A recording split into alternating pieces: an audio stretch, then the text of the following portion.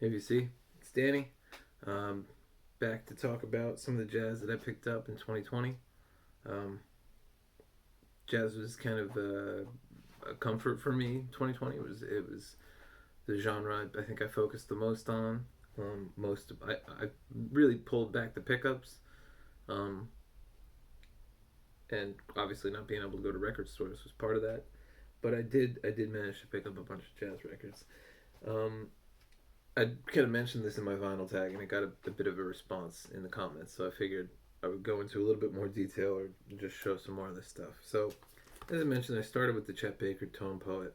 Chet Baker sings, and his vocal delivery is so straight ahead and unadorned and kind of flat. And there's something about that that is very related to folk singing, I think, which I connected with immediately. But I think honestly, and I kind of said something like this to Sherv in the comments. We were talking about this record. I think there is something about the actual audio sound quality in this release that creates a reality that is I find very engaging. Um, I find when I stream these songs, um, if I'm in the car or something, that magic that Tone Poet release was giving me, uh, it isn't always there. And, of course, obsessive record collector, what do you do when you get a release that you love? I tried to get more, and this was at the very beginning of quarantine. And people were kind of just starting to take to Instagram to do lots and lots of sales. And I saw this come up from a seller on the East Coast. This is Chet Baker in Europe. It's a jazz tour of NATO. This is a promo copy. Um, Autumn in New York is on here. Summertime, You Go to My Head. Um, the maybe I didn't say Baker's direct delivery for me was a big window, and the sound quality. That's what grabbed me. But it was a big window into the power of the songs themselves. The American Songbook. How why those songs are the canon, and what's so powerful about the way that they're written, and even if they're simple love songs, just the chord changes, the melodies, the interplay, it's it's still stunning stuff. And there was something about Baker's stripped back approach which really illuminated that for me. And so I was very excited to get this. This is an original on Pacific Jazz. You can see the demo stamp there. Sorry for the lighting. Um, and it's a really great record, and it is kind of, it does what it says on the tin. Um, but I think I'd be lying if I said I found the exact same magic in this record that I did in The Tone Poet.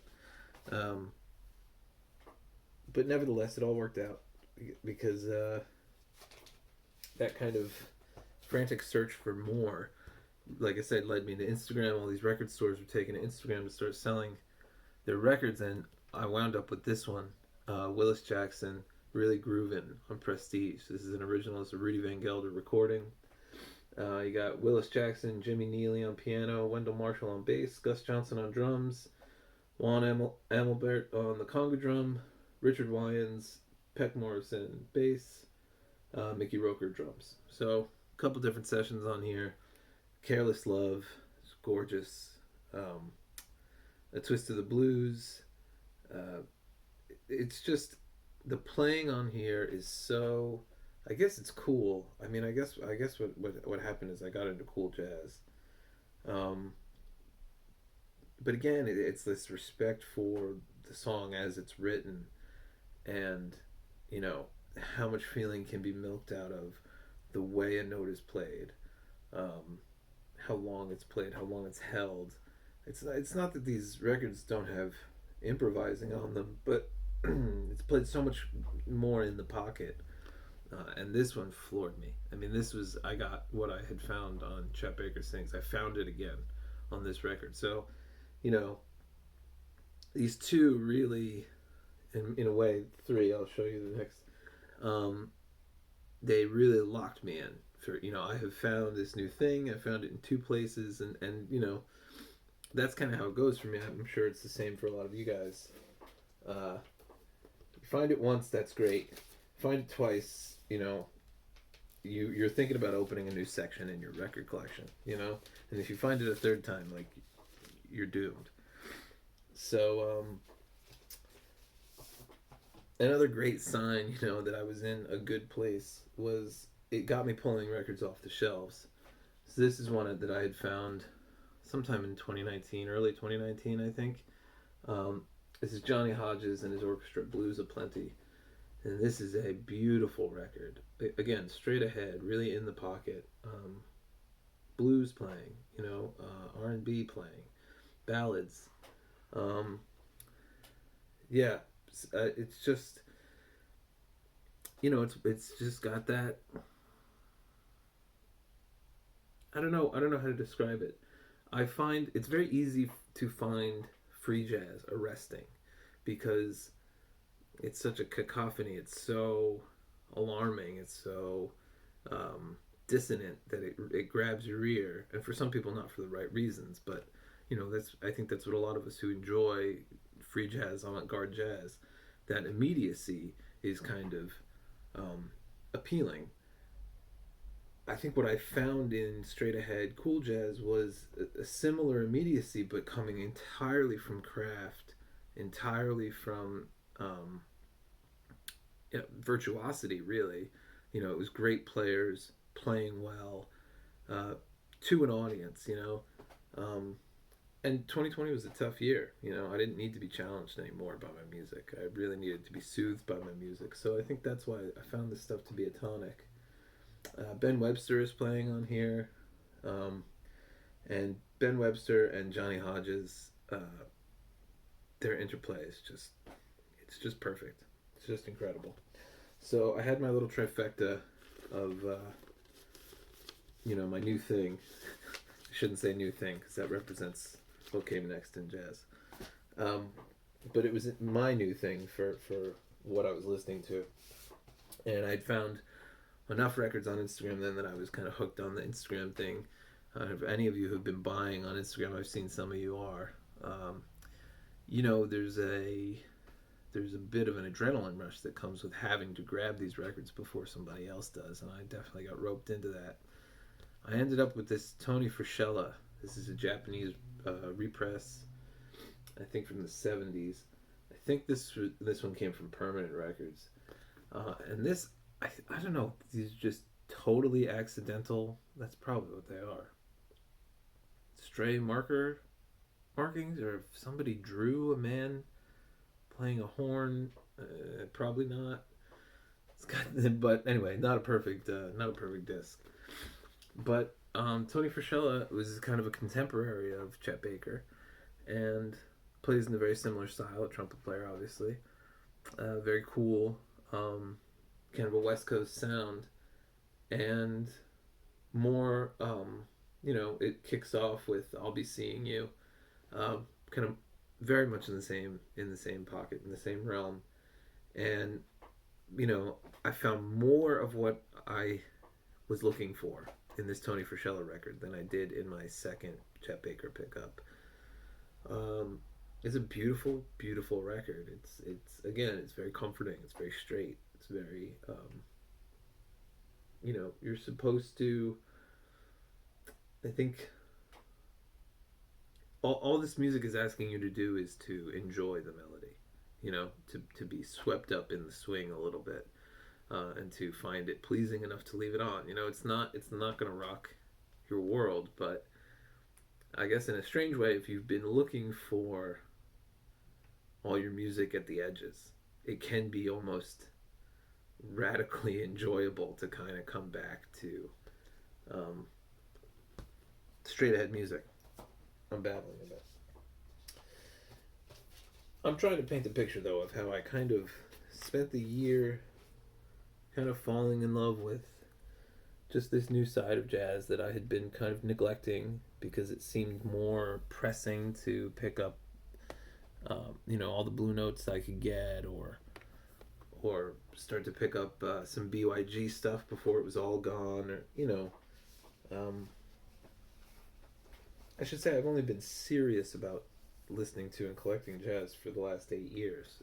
I was a very casual listener before that, and in some ways that's a long time, but it feels like just enough time to scratch the surface and begin to understand what's going on in jazz. So it was exciting for me to kind of really find what felt like the pocket, like they keep saying, or home base in a way. The American Songbook played well. But of course, Blue Note is never far from your mind, and that Instagram hunt, of having to grab them, that was totally enticing. Not for good reasons, but it was a good distraction from the stress of quarantine. And so I started to look for Blue Notes on Instagram. I'm sorry for this lighting, it's terrible. Let me switch my seating. One of the first ones I found was the Stylings of Silver. I think this is a Liberty pressing in an original sleeve, one of those transition releases. But Horace Silver with Art Farmer, Hank Mobley, Ted Kotick, and Lewis Hayes. My one and only love is really the standout on here for me, although hard to say standout. This is a phenomenal record front to back. Would love to see something like this get a Tone Poet release. So I, was kind of bridging the gap. I'd been finding what I was looking for outside of Blue Note, and then I found it inside of Blue Note in the 1500 series.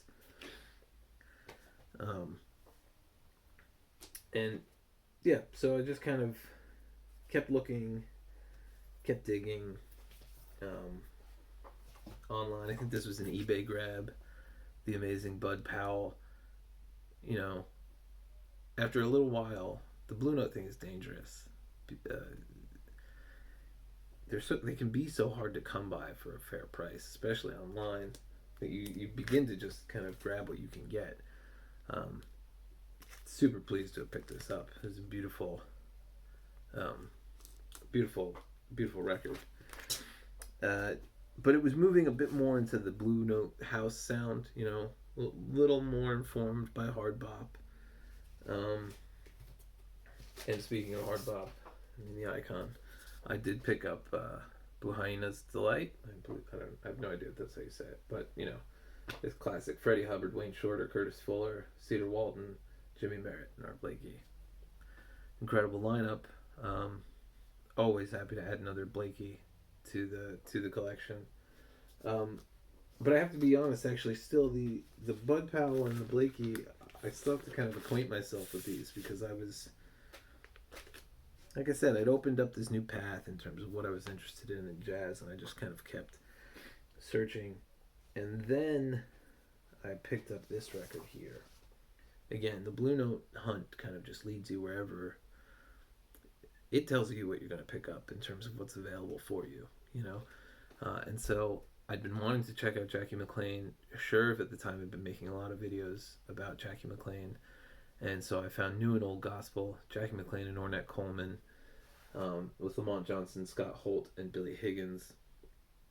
And this one pulled me right out of that, kind of straight ahead in the pocket, and put me right back into the new thing, or moving out of hard bop into avant-garde jazz. I love that pocket there. I love when it's still connected to hard bop. And New and Old Gospel, I mean, this is so informed by the blues, as so much of Jackie's playing is. And Coleman is playing trumpet. Ornette Coleman is playing trumpet on here. There are some out sounds on this, but it starts off, the whole first side is called the Lifeline Suite, and it's really, really powerful music. So yeah. By this point, I would say, I'm settled. Quarantine is my new normal. I'm already settled in, and so I guess my appetite for a bit of a challenge kind of came back. And I picked this one up then. I was able to find this. Again, all online eBay digging. Swing, swing, swinging. This was another Instagram purchase, which are all impulse buys, but I think I lucked out with most of my impulse buys in 2020. The lineup on here is Jackie McLean, Walter Bishop Jr., Jimmy Garrison, and Art Taylor. Um, and, just kind of sent me deeper down the Jackie rabbit hole.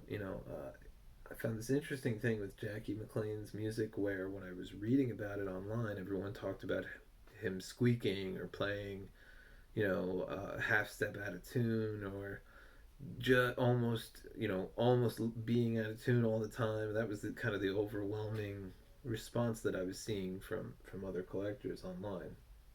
Not VC members. You guys have good taste, but uh, what I hear when I listen to Jackie is just the blues being pushed through what was happening in jazz at the time. And because I spent so much more time with the blues before I really dove into jazz, Jackie has just been a perfect fit for me. Um, and then this was really pretty great. So, Scherf put up a video and promptly took it down because he'd made a mistake. And I happened to watch the video in the first few minutes that it was up. And then when he said he took it down and made a mistake, I hadn't even really caught the mistake, but for some reason I was like, oh, I wonder if this was what he might have misspoke about. And I did some Googling and I confirmed that I was right. And I posted my answer and I won. And so Scherf sent me this beautiful Liberty copy of Jackie McLean's Let Freedom Ring. Jackie McLean, Walter Davis, Herbie Lewis, and Billy Higgins. This is really Jackie, I guess, in his element. This is Jackie found where he was getting to with this record. Um, it's very free. It's much more free than some of his earlier playing. And I speak with no authority on Jackie McLean. I'm still a total novice student. But this one really hit me. This was kind of like made me realize maybe I had been listening to transitionary work by Jackie, and to hear him really, really fully formed was something else. And to get it as a gift from Scherf, it's just incredible. Really, really generous. I'm still scheming how to get you back, Scherf. So it's one of these days I'll get you some VCLT and pay you back for this. This is a beautiful record and one I really treasure, especially considering how I got it. So really, really pleased with that. So all right, let's see. We'll end it on this. So right around that early time uh, in quarantine, I had I gotten so excited about finding all this new jazz and kind of really diving deeper into Blue Note that I decided to place an order at a Japanese shop for a bunch of Blue Notes because there's that's where they all are really, and there's all these beautiful clean copies of the records I was looking for, and I was curious about Japanese reissues, King pressings in particular, and they sat in the post office in Japan for 2.5 months. And so after everything I just walked you through, they finally showed up, and it did kind of coincide with Scherf gifting me that Jackie record, which kind of worked out beautifully. One of the records that I had picked up was New Soil by Jackie McLean. This is him. He's still playing with Donald Byrd here. It's a little earlier. Paul Chambers, Pete LaRocca, Walter Davis Jr. on piano. Phenomenal stuff. Again, that blues is really there. New Soil is a really evocative name for this. I don't know why it's rare with jazz. I think that the title lines up so perfectly with the sound. But he feels like he's digging into his roots to reach out for where he's going, which I think is maybe a good way to describe what I find so appealing with Jackie. that respect for tradition while you're reaching out for something new. It just, I don't know, being able to bridge those worlds like that. It takes real craft and real. You really have to know what you're doing and what you want to say. And one of the other joys of getting into Jackie's music is, I know he was a teacher at some point. It's very apparent reading any of the liner notes, any that include interviews with him or his own direct thoughts. Um, it's just so evident that he had such a vision.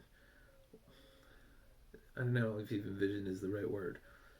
He had such a strong idea of his place in the world of jazz and what inspired him and where he wanted to go, and he was so open about the inspiration of Coleman and being turned on to free music, free jazz by other artists. And so yeah, I don't know, I found this kind of fulcrum in Jackie McLean that kind of brought all of these different worlds of jazz that I'd been exploring, kind of like centered them, and I guess in a way, like I said, maybe in other words earlier, that was really what 2020 was about for me with jazz. Kind of like I found I had been working in from outside, and I felt like I found a bit of a center.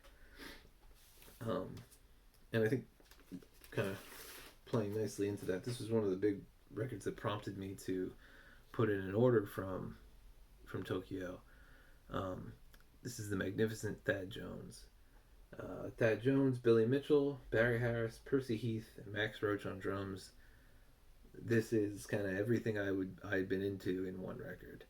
Beautiful, beautiful record. Beautiful trumpet playing by Thad Jones. Incredible record.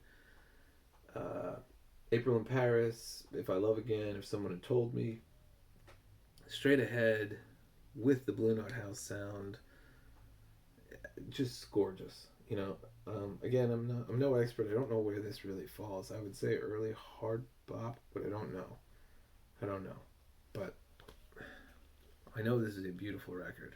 A beautiful, beautiful record.